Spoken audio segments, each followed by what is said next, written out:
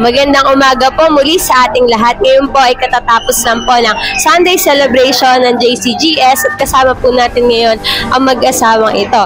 May isang katanungan po ako sa inyo. Ano po ang naging mensahe sa inyo ng ating Panginoon?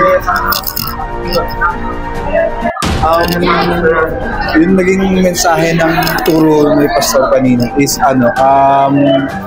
yung maging sumunod lang sa kanya kung ano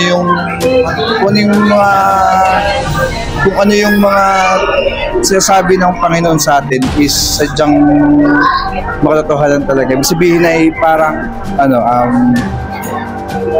basta yun nga, yung kung sinabi ng Panginoon is sundin natin kasi siya yung mas nakakaalam ng totoo. Ganun.